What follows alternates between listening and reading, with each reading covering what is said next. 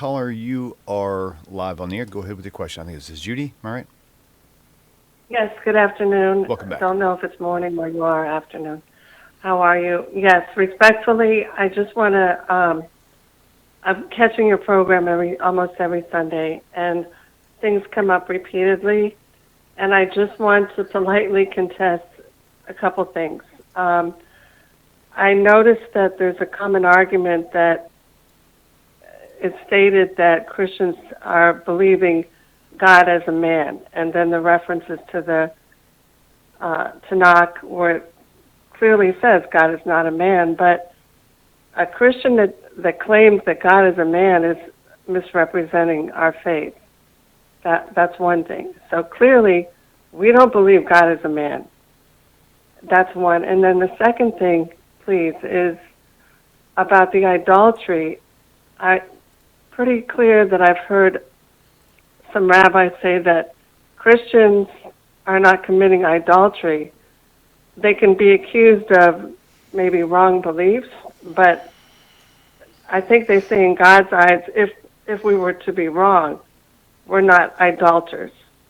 There's maybe a clarification there. And then also, my question is, really, why is this used as an argument? And please, I always say, I'm so passionate about all this that I can't help but just jump in and call. And I just wish and pray the best. Judy, just a question for you. Should I hang up? No, don't hang up. Nobody move. I need to speak to you, Judy. I need to ask you a question. You're very sweet. I'm not patronizing you, as you know. Why do you put up with me? You're very sweet. I'm very taken by you. But why wouldn't you just listen to some... No, please, I mean this sincerely. No, it's okay. I want to understand Judy. Like, there's so many Christian shows you could be watching, and I'm very happy you're watching mine. Please do not. I just want to get to understand, why would you watch a rabbi when you could be watching Christians do shows on a Sunday? Why this show? Why do you watch me? Just, please, I want to understand you a little bit. Yes, please. Yes, because I do watch some Christian shows in particular, and of course, read the Bible. But one, I like you, and two, I believe that I've always been intrigued with Jewish people. I grew up with them. I for some reason, I'm stirred up by them with compassion, not because I think they're wrong. I just think that you are special people to God. It's in my heart. I know you are. I know that.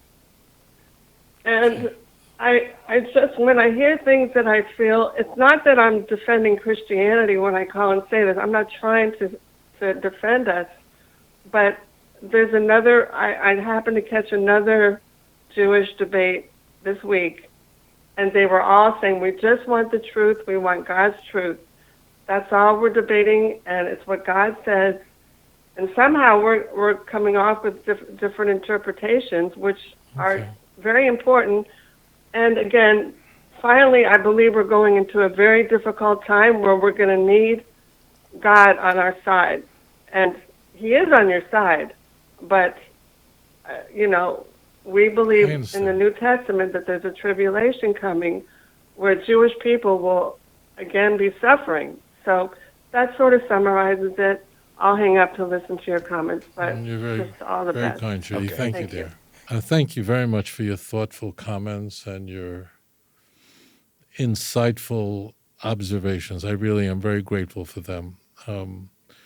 We have gone through the tribulations described in Jeremiah chapter 30, verse 7, Jacob's trouble. No doubt, we've been through that. And I'm very thankful for you. You're very sweet. You really are. I find it just very striking because you're a committed Christian, and this show is not just a Jewish show. There are many Jewish shows that don't really discuss Christianity. but this one does, and not in a way that is complimentary of the church. And I hope you stick with me on this one. So this is really, really terrific.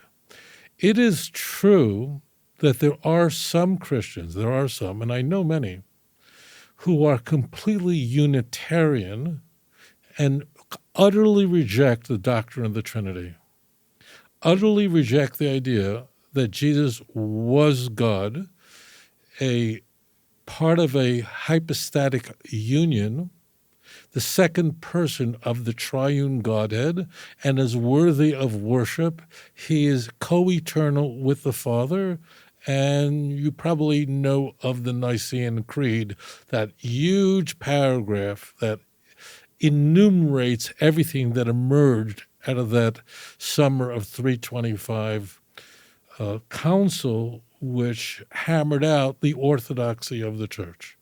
So there are some people who reject it, Unitarians are Unitarian. So they're not only Unitarian uppercase U, but they're also Unitarian lowercase u. There are people like that. The J Witnesses are like that. The Christadelphians are like that. There are some. The church does not like them. They can't stand them. But there are such people. If you're among them, that's fine. I mean, you don't believe that Jesus was God at all.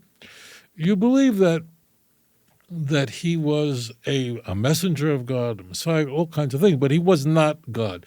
That means there was a point in time when the Father alone existed, God creator of all things existed, and you believe that Jesus came into existence at some point in history. Okay, that was the opinion of Arius, the Arians. That's not spelt with a Y. That's a very different belief. So that's a different belief system, right? That would not be idolatry.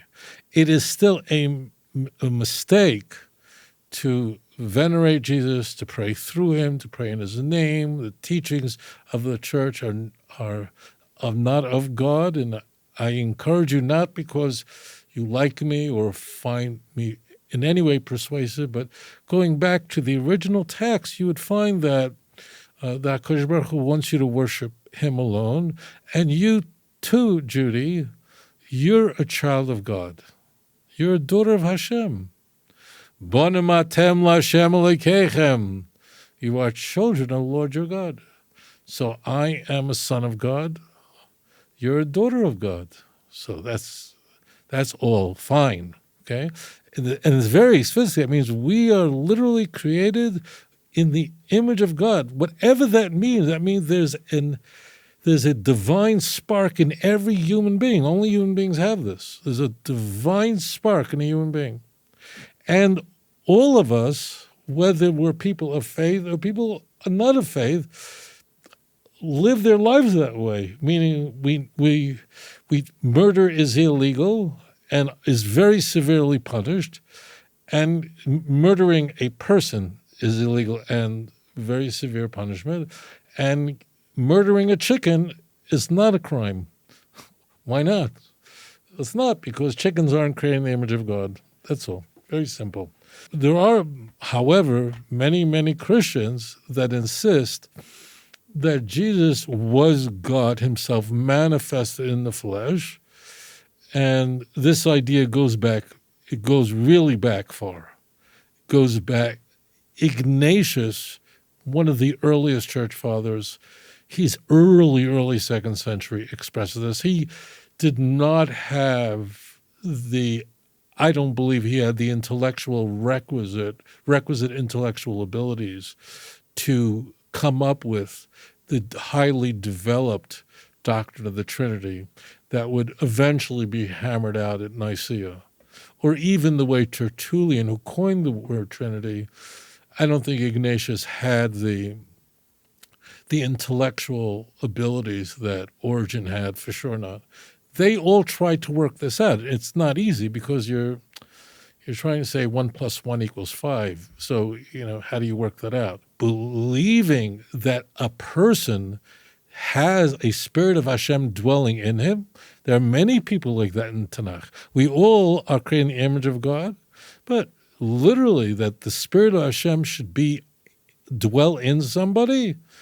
There's so many people like that. Bezalel, the Spirit of Hashem rested right on him. Doesn't mean we're allowed to worship Bezalel. He was the person who was given the wisdom so that he could master and produce the tabernacle. Okay? But doesn't mean you can worship these people. You can't worship Moses, who was the greatest of all prophets. You can't pray to Moses. It's absolutely forbidden. Understand? The Spirit of Hashem was upon Yeshua ben Nun. But you can't pray to him. You can't. I've been to his grave. He's buried here in Eretz Yisrael. In fact, I'll tell you an interesting thing. On the yahrzeit, on the date of the anniversary of the death of Moses, because we don't know when Moses, of blessed memory, was buried, so in Eretz Yisrael, we go to the graves of Yehoshua and Kalev, who are buried not that far from each other, but we can't worship them. Christians actually venerate Jesus. They pray to Jesus and they call him God. If you are part of a denomination that doesn't do that, that's great. There are rabbis that say that Christianity is not idolatry for non-Jews. Okay, I don't agree with this at all, and I think some rabbis just may be trying to be ecumenical in a very fine area, and I'll do the 1-minute version, which is impossible, is the question is, could you do, it's a complicated area of Jewish law, can you do business with an idol worshiper? The answer is you can't, because invariably you'll cause your business, when you say do business, I want to change that and retract that and say have a business partnership with an idol worshiper. You can't do that. Why? Because eventually the person you're having, who's your business partner, you'll have a disagreement. He'll swear in the name of his idol that he's telling the truth, and then you caused him to worship idols. You can't do that. Okay? So the question comes up in this this is a very low bar issue, but in this fine area, are Christians in that group? So there is one. It's an outlier, a position of the Meiri, which is brought down by the Ramah. It's not important. That you could do business, you can have a business partnership with a Christian. But it's not saying that it's good to be a Christian or it's right or it's not idolatry. And people misunderstand it. Or I think many Jewish people just want to get along. We're living in a time where we're not getting along. We want to get along, but it's not correct. And I think that saying that Christianity is okay for Gentiles this sound too strong. It probably is. But it's really a bigotry of low expectations. You're a daughter of Hashem. You deserve better. Worship the one God of Israel. Mashiach is going to come. He hasn't come yet.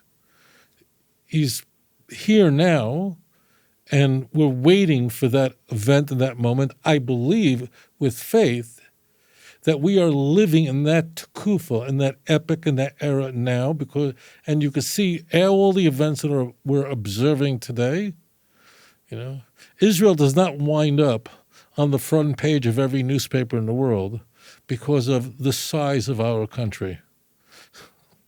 46 of the 50 states in your country are larger than Israel, not because we're geographically large. It's because the whole world is consumed with the Jews. And the Torah says that's how it will be.